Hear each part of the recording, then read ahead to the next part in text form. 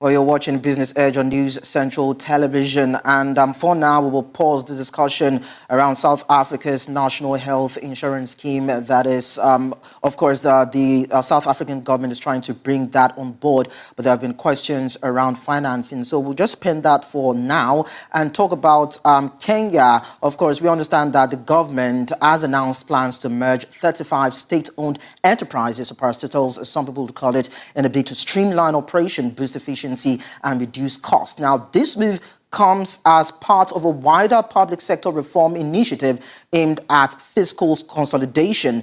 An assessment done on these affected institutions identified redundancy, overlaps, and duplications in mandates across various corporations. However, the planned mergers have sparked concerns about potential job losses and the lack of transparency surrounding these specific entities being targeted. This morning from Nairobi, Kenya, Professor Iraki joins me. He's an economist at the University of Nairobi. Professor Iraki, thank you so much for coming aboard. Thank you and good morning.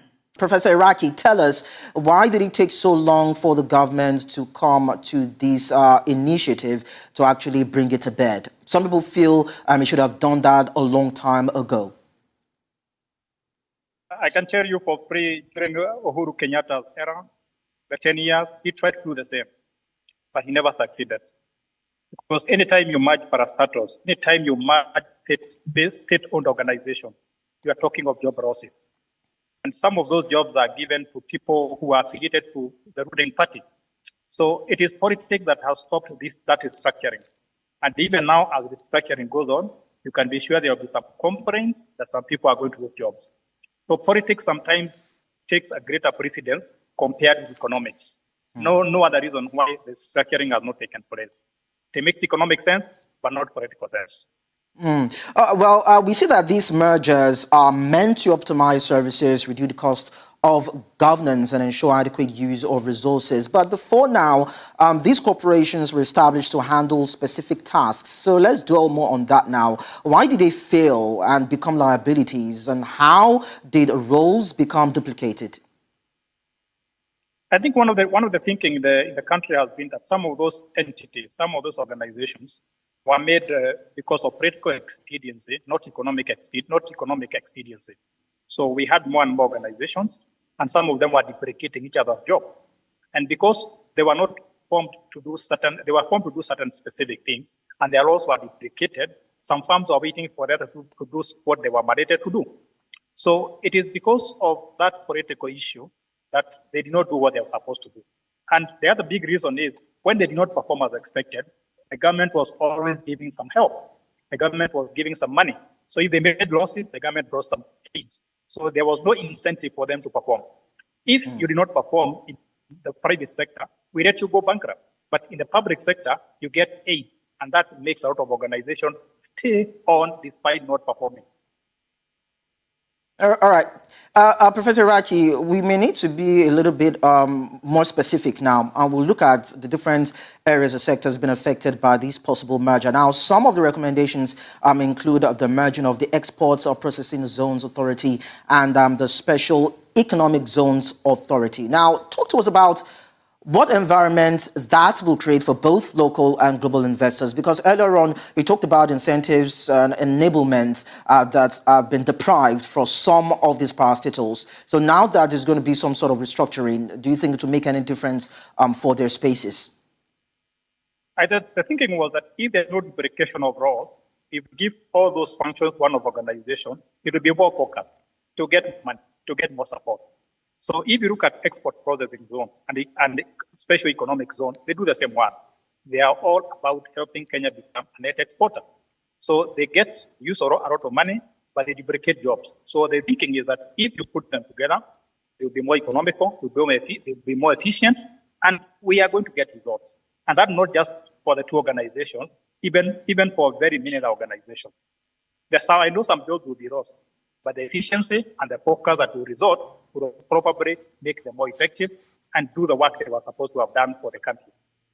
So what about the proposed restructuring of the Postal Corporation of Kenya to take over the Kenya National Shipping Line? Some Kenyans think that's a bit off. What do you think the rationality, the feasibility, and possible outcomes in terms of cargo shipments, clearing and forwarding, and of course the last mile destination would be? I think the two organizations do very different work. Kenya Shipping and Kenya Post do very different work. So putting them on, merging them together would not be very prudent. What I thought, in my opinion, was supposed to be done is you get a strategic investor for Kenya Shipping Agency, and you get a strategic investor for Kenya Post and for Kenya Post, so that there's more of private sector thinking, there's more focus on profit, there's more focus on efficiency, there's more focus on cost cutting. But merging those two organizations, which do very different things, might not be very effective. So my thinking is they should each get a strategic investor so that there is more focus on efficiency. I think they will be more profitable and do what they're supposed to do. Okay, we now look at businesses now.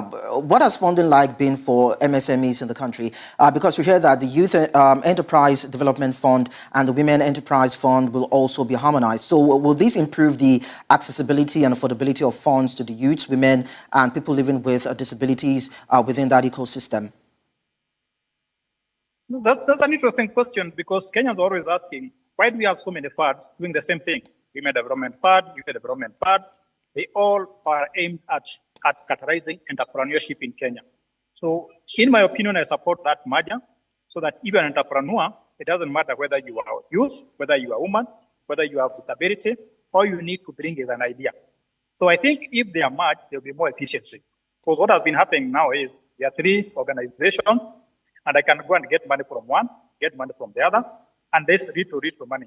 So what I'm thinking is that with this merger, you can be able to get much more money, start bigger businesses, or expand the bigger businesses. So my thinking is if they are put together, one big organization, they will be more capitalized, they will have more money, they will be more focused, and more people will benefit from that instead of so much money going to administration, and that does not add value. We need money going to the people who need it, the entrepreneurs. Okay, so now we look at the export and the tourism sectors. Now, Kenya has the Export Promotion and Branding Agency. Kenya has Investment Authority. We also have the Kenya Tourism Board and the Tourism Research Institute, amongst others anyway, which will all be scrapped or merged. Now, Kenya is known for large quantities of products for exports. We look at that first. For instance, the tea sector is actually generating about $1.39 billion. We have the cut flowers generating $665 million. We have the coffee generating $341 million, titanium ore $290 million, and tropical fruits $227 million annually. So before we look at the tourism industry, we'll look at this particular industry, which is, of course, to many considered as a major money spinner for the country. So why does it seem like these agencies failed the government in terms of deliverables? And, of course, improving the fortunes of the country along that line has been poor. That's a big question, because all those organizations are well capitalized. They have money, they have resources, both human and non-human, but they don't seem to perform as expected. And as I argued earlier, one reason could be there is a lot of politics involved in that. Politics sometimes overrun economics and efficiency. So that's why you find that we have organizations, they are well capitalized, we don't get the results as expected. And that's why the thinking is we need more efficiency, we need more focus. And in my opinion, if that merging is done, I expect to see some very good results. And then we remove less politics from these organizations, so that the people who work for these organizations, the people who are employed by those organizations, are recruited on merit, recruited because they can perform, not because they have certain political affiliation. Now, that also seems to be one of the challenges of the tourism sector. Of course, a sector that is said to be a major cash cow for decades for the country. Now, this particular sector accounts for about 10.4% of GDP. And we are talking about earnings of up to 268.1 billion Kenyan shillings. That's about roughly $1.8 billion in terms of revenue, with an increase of some 83%. As at 2022, we don't even know what it is for the year 2023 and, of course, 2024. Now, the government seems unimpressed too with this particular sector. What do you think the challenges are? Is it poor funding, is it lack of investment, or poor framework and implementation? I think the biggest problem with tourism sector is the image. The image of the country is not well marketed. So if you look at Egypt, if you look at the US, if you look at Taiwan and other countries, or even China that get out of tourism, like France, there is very concerted effort to market the country.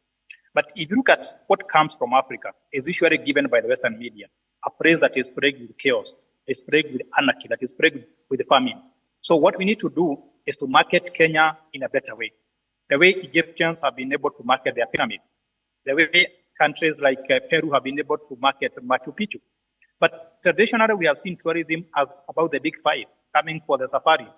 But we have forgotten other very important tourist attractions, our culture, our coastline, the traditions, our foods, our cuisine, our deserts. So if we can expand the offering of what we can give to tourists, I believe we can do better. It's not just about the internal affairs, but also our marketing and the image the world has of Africa and Kenya in general. And that can be improved.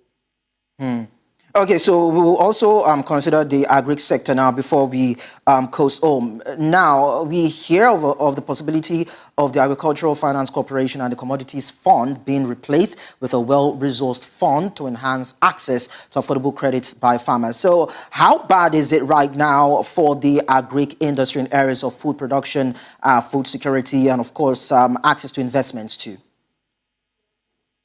It's interesting that agriculture contributes about a quarter of the Kenya's GDP.